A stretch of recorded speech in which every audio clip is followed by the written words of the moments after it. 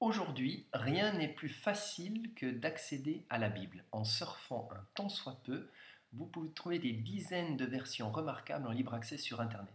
Et si vous voulez la feuilleter dans le format d'un bon vieux livre, vous pouvez l'acheter pour le prix d'un café. Et pourtant, trois quarts des Français ne la lisent jamais. Parmi les personnes qui s'affichent comme chrétiennes, lire la Bible n'est plus du tout une habitude, voire une évidence.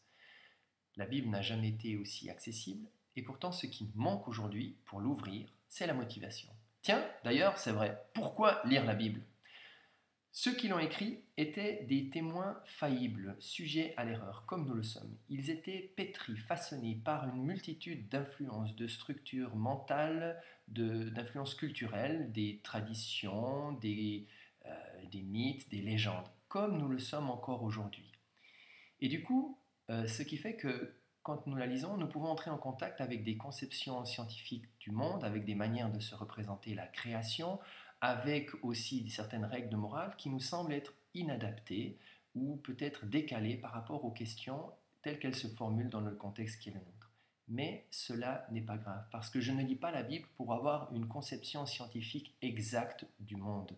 Si je lis la Bible, c'est parce que elle est insurpassable dans sa manière de raconter comment des hommes imprégnés par la culture de leur milieu, des hommes si faillibles, si sujets à l'erreur, ont été saisis par un amour qui ne les a plus lâchés. Si la Bible est insurpassable, c'est pour nous raconter ceci, comment des hommes si particuliers qui nous ressemblent totalement ont été trouvés par Dieu. Tenez par exemple, dans le livre de l'Exode qui nous raconte la formidable épopée de Moïse. Moïse avait un destin tout tracé à la cour d'Égypte et voilà qu'en côtoyant un peuple d'esclaves, il entend un appel qui le fait prendre des chemins à soupçonner. L'appel qu'il a entendu lors du buisson ardent l'a emmené sur une route qu'il n'avait pas tracée d'avance. Et s'il a pu accomplir ce qu'il a accompli, c'est grâce à la fidélité, à la profondeur de cet appel.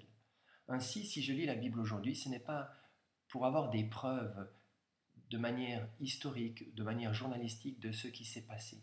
Si je lis la Bible, c'est pour entrer dans ce souffle qui nous est raconté, ce souffle romanesque, où des personnes, quand ils ont vu leur monde changer, s'écrouler, n'ont jamais cessé d'espérer. Et s'ils n'ont jamais cessé d'espérer, c'est grâce à cet appel qu'ils ont entendu, qui lui ne s'est jamais renié. Ainsi, en lisant chaque matin la Bible, je puise une énergie qui me permet encore aujourd'hui, chaque matin, de choisir la vie.